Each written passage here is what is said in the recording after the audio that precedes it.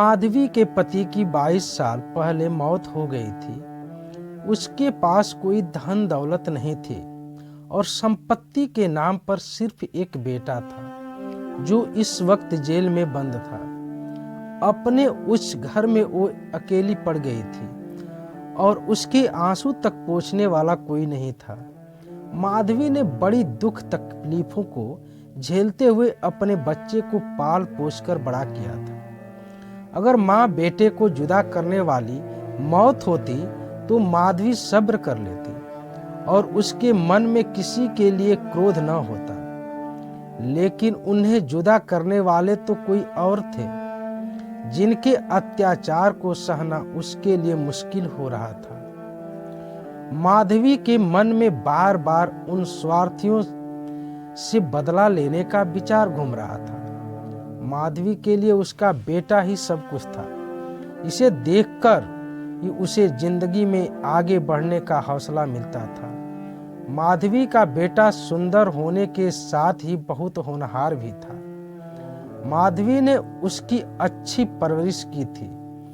उसकी गली के सारे लोग उसके बेटे की तारीफ करते नहीं थकते थे और यहाँ तक कि स्कूल के अध्यापक तक उस पर जान छिड़कते थे।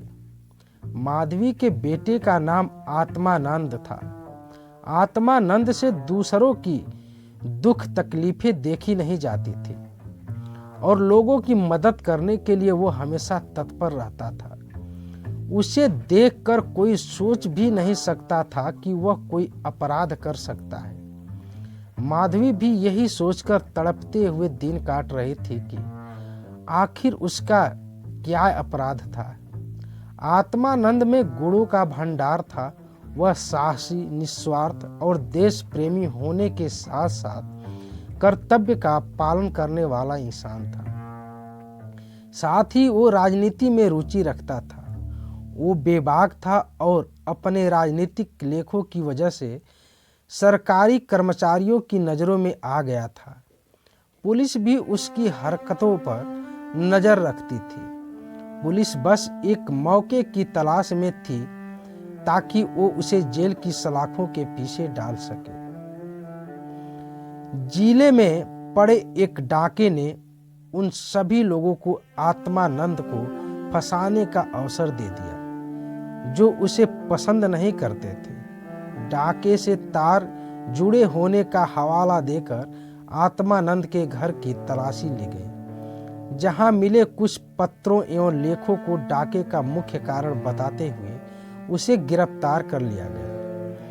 अपने आरोपों को सिद्ध करने के लिए पुलिस ने कुछ और युवकों को भी गिरफ्तार कर लिया और आत्मानंद को गिरोह का मुखिया करार दे दिया गया, जिसके बाद महीने भर तक मुकदमा चला और न जाने कहां से पुलिस ने ऐसे झूठे गवाह सामने लाकर खड़े कर दिए कि कोर्ट ने आत्मानंद समेत सभी युवकों को दोषी करार दे दिया और 4 साल के कठोर कारावास की सजा सुना दी। बेटे की हर सुनवाई में जा रही माधवी ने देखा कि इंसान का चरित्र कितना नीचा हो सकता है और वह अपने स्वार्थ के लिए किसी को भी हानि पहुंचाने से नहीं चूकता।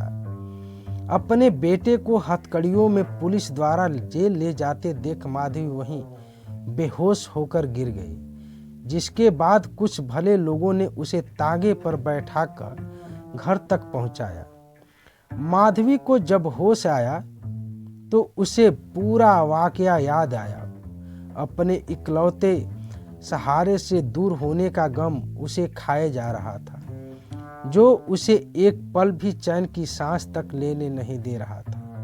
कोई रास्ता न सूझने पर माधवी ने अपनी वेदना को ही प्रतिशोध में बदलने का फैसला ले लिया और उसके बेटे की यह दुर्दशा करने वालों से बदला लेना ही अपने जीवन का मकसद बना लिया।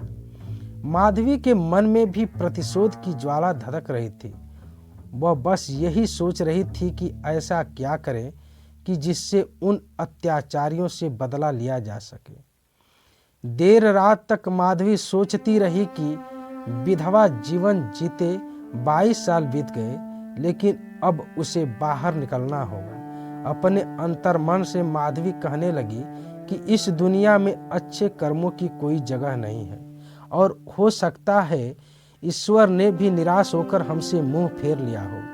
तो ऐसे में उन अत्याचारियों को दंडित करने के लिए उसे ही कदम उठाना होगा। शाम का वक्त था।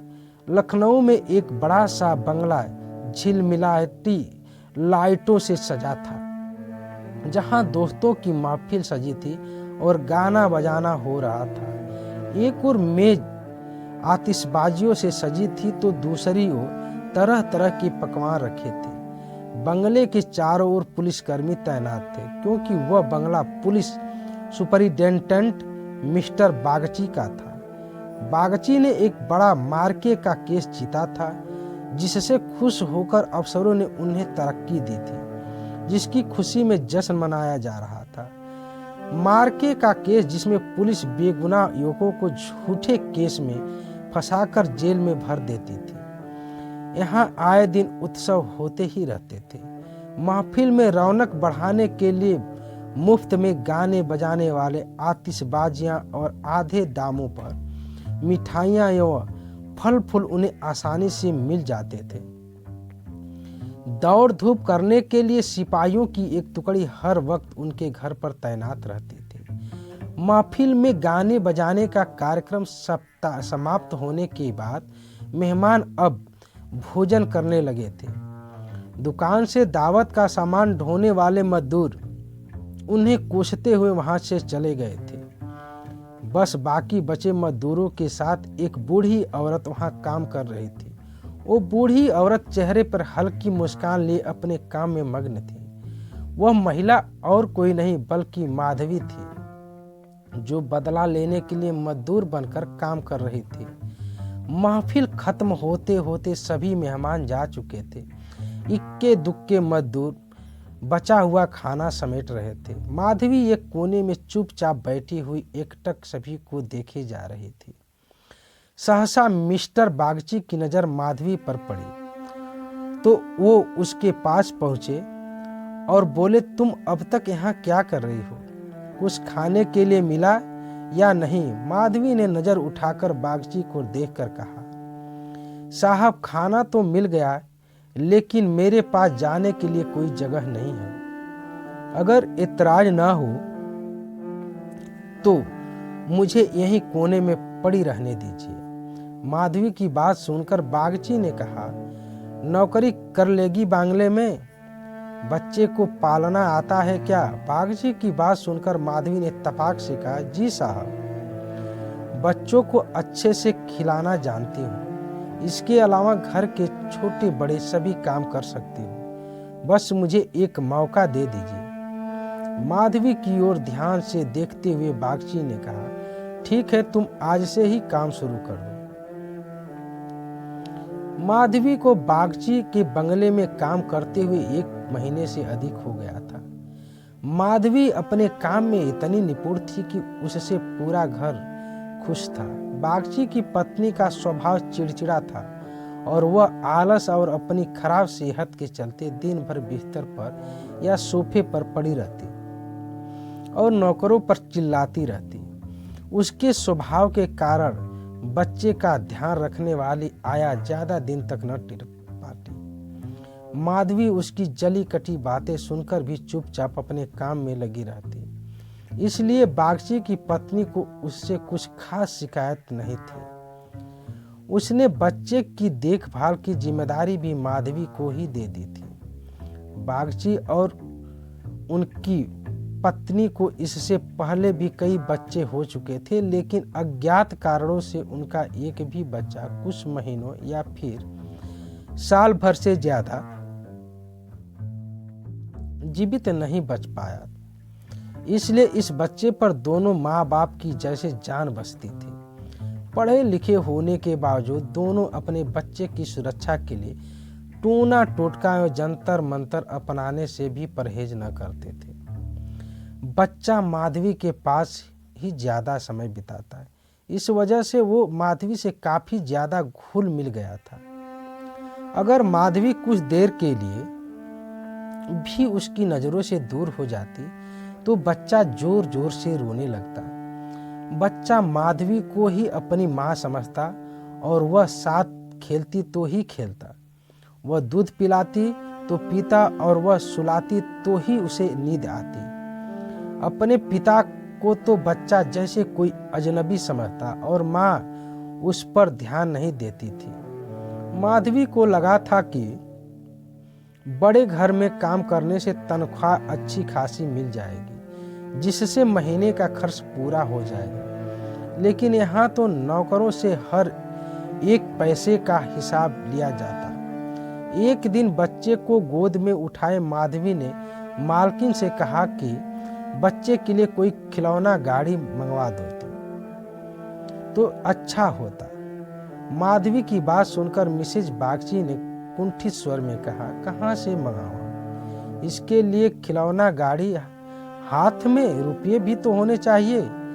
इसका खिलौना 10-20 रुपये में आएगा और इतने रुपये कहाँ हैं हमारे पास। माधवी ने मिसेज बागची की ओर गौर से देखते हुए कहा, मालकिन खिलौना ही तो है। माधवी की बात सुनकर मिसेज बागची ने कहा, अब तुमसे क्या छुपाना, दरअसल तुम्हारे मालिक की पहली पत्नी से 5 बेटियां हैं जो इलाहाबाद के एक स्कूल में पढ़ रही हैं। 5 कुंवारी हैं और उनकी पढ़ाई लिखाई और दूसरे खर्चों में इनका आधा वेतन चला जाता है। ऊपर से लड़कियों की शादी करवाने के लिए कम से कम 25,000 रुपये लगेंगे। अब कहाँ से लाएं इतने पैसे? मिसेज बागची की बात सुनकर माधवी बोल पड़ी, मालिक को घूस भी तो मिलती होगी ना। माधवी यह कहकर चुप हो गई। मिसेज बागची ने गहरी सांस भरते हुए कहा, ऐसी कमाई में बिल्कुल बरकत नहीं होती। काली कमाई का पैसा एक हाथ आता है तो दूसरे हाथ चला जाता है। जैसे जैसे दिन बीतते जा रहे थे, माधवी के मन में उस बच्चे के लिए स्नेह और भी बढ़ता जा रहा था। कभी कभी बदला लेने की बात याद आती तो वह क्रोध से भर जाती और फिर बच्चे को देखकर शांत हो जाती। वहां रहते हुए माधवी मिस्टर बागची के परिवार की स्थिति से वाकिफ हो गई थी। कई बार तो उसे अपना दर्द भुलाकर उसके परिवार के लिए चिंतित हो जाती और उसका मन दया से भर जाता। माधवी सोचती रहती, मालिक आखिर 5 बेटियों की शादी कैसे कराएंगे? ऊपर से पत्नी बीमार रहती और बच्चा छोटा है। जरूर उनके परिवार पर अभिशाप है, वरना इतना सब होने के बावजूद कौन दुखी रहता है। कमजोर बच्चों के लिए बरसात तो बीमारियां लेकर आती हैं। बरसात में उन्हें अक्सर खांसी, जुखाम और बुखार घेर लेता है। ऐसे ही बरसात में माधवी एक दिन किसी काम से अपने घर चली गई। पीछे से बच्चे ने रो रो कर पूरा घर सिर पर उठा लिया। कुछ देर गोद में उठाने के बाद मिसेज बागची ने एक नौकर को उसे टहलाने के लिए सौंप दिया। कुछ देर आंगन में घुमाने के बाद नौकर ने बच्चे को हरी घास पर बैठा दिया। बारिश के पानी से जमीन गीली थी और बच्चा ऐसे ही कई घंटों तक पानी में खेलता रहा। वह नौकर दूसरे नौकरों के साथ गप्पे हाँकने में मस्त हो गया। काफी देर बाद जब नौकर को ध्यान आया तो वह बच्चे को फटाफट भीतर ले गया और उसके कपड़े बदलवाए। शाम होते ही जुखाम से बच्चे की नाक बहने लगी और खांसी से गले से आवाज आने लगी। देर शाम जब माधवी बंगले में पहुंची तो बच्चे की हालत देखकर उसका कलेजा फटने लगा। वह बच्चे को लेकर तुरंत मालकिन के पास पहुंची और कहा, देखो जरा बच्चे का क्या हाल हो गया है, कहीं इसे सर्दी तो नहीं लग गई। बच्चे की हालत देखकर मालकिन भी हक्की बक्की रह गई, क्योंकि वह ऐसा मंजर पहले भी देख चुकी थी। मिसेज बागची ने तुरंत नौकरों से अलाव जलाने को कहा। मिसेज बागची और माधवी दोनों पूरी रात बच्चे को ठीक करने में जुटी रहीं। दोनों की आंखों से नींद जैसे कोसों दूर थी। ऐसे में सवेरा कब हो गया दोनों को पता भी न चला। मिस्टर बागची को जैसे ही बच्चे के बीमार होने की खबर मिली, वह डॉक्टर को लेकर सीधे घर पहुंचे। 3 दिन में बच्चे की हालत में सुधार आने लगा, लेकिन वह काफी कमजोर हो गया था। बच्चे का ख्याल रखने में माधवी ने दिन रात एक कर दिया। यह वही माधवी थी जो परिवार का सर्वनाश करने का संकल्प लिए उस घर में आई थी और आज उसी घर के चिराग की सलामती के लिए दिन में हजारों बार ईश्वर से दुआएं मांग रहे थे। शायद माधवी की दुआओं का ही असर था कि बच्चे की सेहत में धीरे धीरे सुधार होने लगा। एक सुबह मिस्टर बागची बच्चे के झूले के पास बैठे हुए थे और मालकिन सिर दर्द के कारण चारपाई पर पसरी हुई थी। माधवी पास में ही बैठी बच्चे के लिए दूध गर्म कर रही थी। माधवी की ओर देखते हुए मिस्टर बागची ने कहा, हम जब तक जिएंगे तुम्हारा एहसान के तले दबे रहेंगे। यह तुम ही हो जो बच्चे को मौत के मुंह से खींच लाई, वरना हम तो उम्मीद ही हारने लगे थे। इतने में मिसेज बागची भी उठकर पास आ गई और माधवी से कहा, तुम एक देवी बनकर हमारे जीवन में के कष्ट हरने के लिए आई हो। आज अगर तुम न होती तो पता नहीं क्या अनर्थ हो जाता। मेरी तुमसे एक विनती है, वैसे तो जीना मरना सब ऊपर वाले के हाथ में है, लेकिन तुम्हारे हाथ में जरूर संजीवनी है। मेरी तो किस्मत ही अभागी है, पर हो सकता है तुम्हारे पुण्यों से मेरे बच्चे की जान बच जाए। माधवी चुपचाप मिसेज बागची की बातें सुन रही थी। मिसेज बागची रुआसी आवाज में कहने लगी, सच कहती हूँ, अब तो बच्चे को गोद में उठाने तक से मुझे डर लगता है। तुम इसे आज से अपना ही बच्चा समझो और इसकी माँ बन जाओ। इसे भी तुमसे बहुत लगाव है। तुम इसे अपने साथ अपने घर ले जाओ और वहीं इसकी परवरिश करो। जब तक यह तुम्हारी गोद में रहेगा हमें चिंता न होगी। मिसेज बागची की बात सुनकर माधवी ने कहा, मालकिन क्यों ऐसे बुरे विचार मन में ला रही हो? बच्चे की हालत में सुधार हो रहा है और देखना भगवान की इच्छा से सब कुछ मंगल होगा। इतने में मिस्टर बागची बोल पड़े, नहीं बूढ़ी माँ, मेरा दिमाग भले ही इन बातों को ढकोसला करार देता हो, लेकिन मन का एक कोना इस पर विश्वास करना चाहता है। मेरी अपनी माँ ने मुझे पैदा होते ही एक धोबिन को बेच दिया था, क्योंकि मुझसे पहले मेरे 3 बड़े भाइयों की मौत हो चुकी थी। इसलिए मेरी जान बचाने के लिए उन्हें जो उचित लगा उन्होंने किया। अब बारी हमारी है और हमसे जो बन पड़ेगा हम करेंगे। तुम इसे आज से अपना ही बेटा मानो और इसे साथ ले जाओ। हमें जब भी इससे मिलने का मन होगा चले आएंगे और खर्च की चिंता न करना। इसकी पूरी परवरिश का खर्चा हम समय समय पर तुम्हें भेजते रहेंगे। मिस्टर बागची ने कहा, मैं जिस पेशे से हूँ मुझे न चाहते हुए भी कई कुकर्म करने पड़ते हैं। झूठी शहादतें बनाकर निर्दोषों को फंसाना पड़ता है। उनकी और उनके परिवार की न जाने कितनी बद्दुआएं मेरे सिर पर हैं। मैं जानता हूं कि बुराई का फल कभी अच्छा नहीं हो सकता, लेकिन मैं लोभ में आ ही जाता हूं।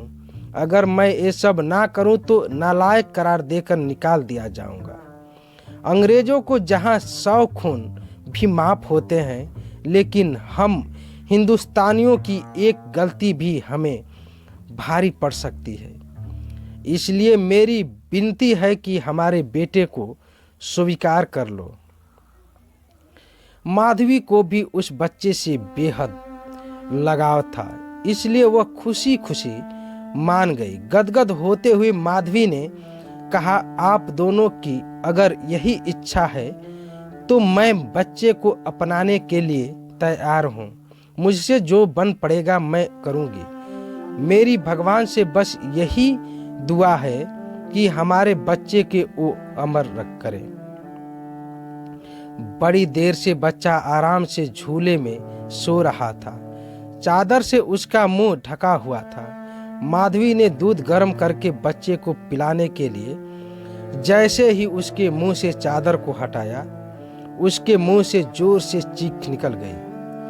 बच्चे का शरीर पूरी तरह ठंडा हो चुका था और चेहरा पीला पड़ गया था। माधवी ने जल्दी से बच्चे को गोद में उठाकर सीने से चिपका लिया और जोर जोर से रोने लगी।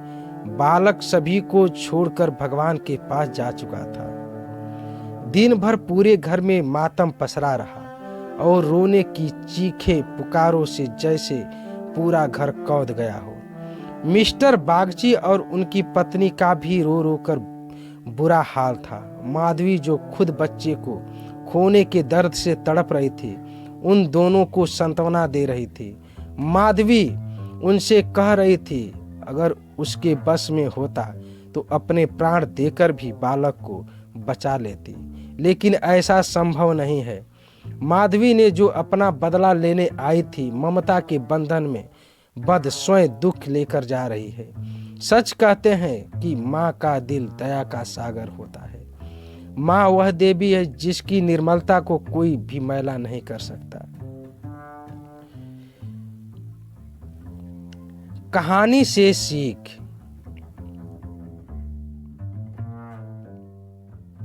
माँ की ममता का पूरी दुनिया में कोई मोल नहीं। माँ अपने बच्चों की तड़प नहीं देख सकती और बच्चे की ममता के आगे वह अपना सारा क्रोध भूल जाती है। वहीं यही कहानी यह सीख भी देती है कि इंसान को कभी लालच नहीं करना चाहिए और ना ही किसी को दुख देना चाहिए।